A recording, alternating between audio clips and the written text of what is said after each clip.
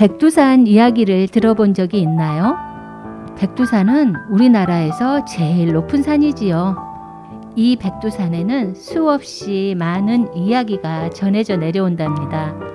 이번 화부터는 백두산에 얽힌 재미난 이야기를 통해 백두산에 가보기로 해요.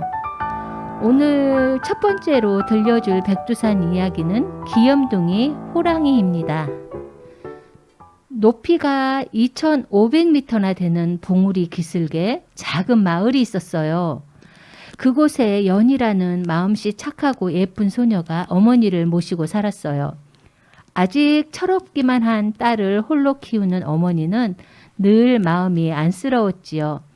그래도 집안 청소며 일을 알아서 챙겨야 하는 딸을 보면 대견하기도 했어요. 연희는 어머니와 단둘이 나물 캐러 나가길 좋아했어요. 크고 작은 광주리를 하나씩 들고 산으로 오르면 가슴이 탁 트이는 것 같았지요. 갓 올라온 새순의 느낌도 좋았고 두텁게 쌓인 낙엽들 아래 부드럽게 촉촉이 젖어있는 흙의 향내도 좋았어요. 산에는 연희의 마음을 설레게 하는 것이 참 많았어요.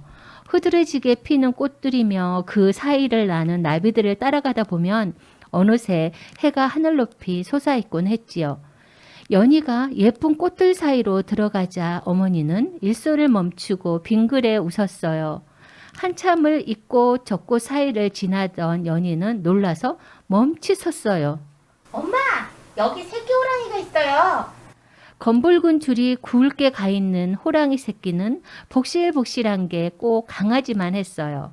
어느새 연희는 새끼 호랑이를 안고 좋아하는 거예요. 어머니는 가슴이 철렁했어요. 어디서 어미가 나타날지 모를 일이기 때문이죠. 연희야, 산짐승 새끼는 만지는 게 아니란다. 왜요? 참 귀엽잖아요. 아니다. 언제 어미가 나타나 화를 낼지 모르는 일이야. 얼른 내려놔. 연희는 자꾸만 파고드는 새끼 호랑이가 너무 가여웠어요. 엄마, 이거 봐요. 눈도 뜨지 못한 게 배가 쏙 들어갔잖아요. 며칠을 굶은 게 분명합니다. 그래, 부모를 잃었나 보구나. 엄마, 제가 데려가서 기를게요. 연희는 작은 광주리 위에 새끼 호랑이를 얹어놓고 불이 나게 산을 내려왔어요. 어머니는 자꾸 뒤를 돌아보며 쫓아왔어요. 엄마, 얘는 뭘 먹죠? 조금만 기다려라. 곧 먹을 걸 만들어 올 테니. 아직 젖도 못 된 게 불쌍해라. 어느새 어머니는 콩을 불려 맷돌에 갈아 허연 콩물을 한 바가지 만들어 놓았어요.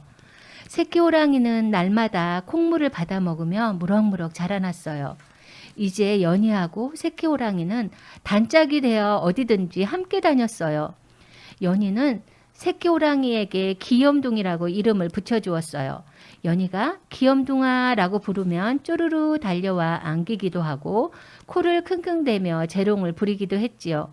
그러던 어느 날 웃음이 끊이지 않던 연희네에 불행이 찾아왔어요. 어머니가 알 수 없는 병으로 쓰러진 것이에요. 아무리 좋은 약을 써도 아무 소용이 없었지요.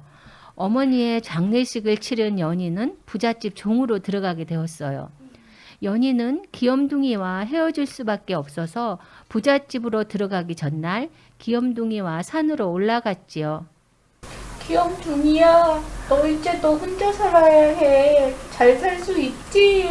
연희는 눈물이 쏟아져 귀염둥이를 끌어안았어요. 귀염둥이도 연희의 가슴에 파고들며 머리를 비벼댔지요. 귀염둥이도 연희의 처지를 아는지 무척이나 슬퍼했어요. 내가 이 다음에 돈 많이 벌면 같이 살 수도 있을 거야. 그동안 잘 지내야 돼.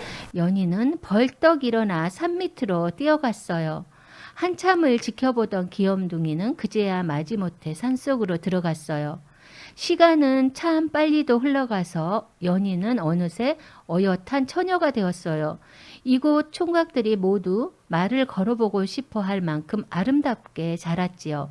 하지만 연희가 사랑하는 사람은 따로 있었어요. 만석이라는 이웃집 머슴이었지요. 그런데 부잣집 주인이 연희를 첩으로 삼으려는 못된 욕심을 부리는 거예요. 하루하루 지옥 같은 날이 계속되었어요. 가끔씩 산속에서 귀염둥이를 만나거나 만석이 위로해 주지 않았으면 연희는 버티기 어려웠을 거예요. 그러던 어느 날 새벽 연희의 방문이 슬그머니 열리더니 시커먼 그림자가 쑥 들어오는 거예요. 연희는 깜짝 놀라 나무 베개를 던지고 정신없이 뛰어나왔어요. 부잣집 주인이 몰래 연희 방에 들어오려 한 것이에요. 연희는 달빛도 없는 산길을 달리고 또 달려 올라갔어요. 힘이 빠져나갔지만 쉴 수도 없었지요. 바로 뒤에서 부잣집 주인이 쫓아올 것만 같았으니까요. 연희는 백두산 기슭에 쓰러졌어요. 얼마나 시간이 흘렀을까요? 몸이 따뜻해지더니 하늘 위로 붕 떠 올라가는 느낌을 받고 깜짝 놀라 눈을 떴어요. 귀염둥이가 연희를 감싸 안고 싸늘해진 연희의 몸을 녹여주고 있었어요. 연희는 복받치는 설움에 한없이 눈물이 흘렀지요. 연희를 등에 태운 귀염둥이는 바람처럼 산을 타고 올라가더니 어느 동굴 안으로 들어갔어요. 이제 귀염둥이가 옆에 있으니 두렵지는 않았어요. 연희는 귀염둥이와 함께 잠이 들었어요. 햇살이 동굴 안으로 비쳐 눈이 부셨어요. 눈을 뜨니 만석이가 옆에 앉아 있는 게 아니겠어요? 연희는 반가움에 부끄러움도 있고 만석의 가슴에 안겨 또 한없이 울었어요. 둘이 그동안의 이야기를 하며 행복한 시간을 보내고 있을 때 귀염둥이가 들어왔어요. 귀염둥이가 어디로 우리를 데려가나 봐요. 그래, 시키는 대로 해보자. 두 사람을 태운 귀염둥이는 산 아래로 달려 내려가기 시작했어요. 마을에는 사람들이 부잣집 앞에 모여 웅성거리고 있었어요. 사람들은 연희와 만석이 호랑이 등에 타고 내려오자 모두 숨느라고 난리가 났지요. 귀염둥이는 부잣집으로 쑥 들어갔어요. 부잣집에는 아무도 없는지 조용하기만 했어요. 연희야, 이 집에 아무도 없단다. 아저씨, 무슨 일이 있었죠? 저 호랑이가 이 집 나리를 물어 죽이고 모두 내쫓았단다. 연희는 이제야 사정을 알게 되었어요. 이 마을의 근심거리가 사라진 것이에요. 두 사람의 결혼식이 치러졌어요. 마을 뒤 높은 봉우리 위에는 언제나 귀염둥이가 엎드려 연희네 집을 바라보고 있었어요. 혹시 누가 연희에게 못된 짓을 할까 지켜보는 것이지요. 귀염둥이는 그곳에서 바위로 굳어갔어요.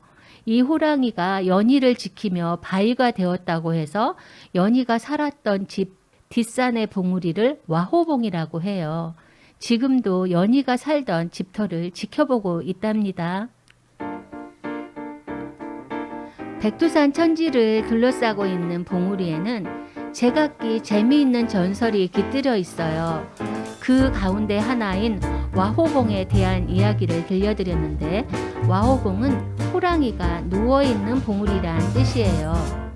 진행의 순이, 목소리 출연의 포포즈, 쓰리연, 기술의 쓰리연이었습니다. 다음 시간에 만나요.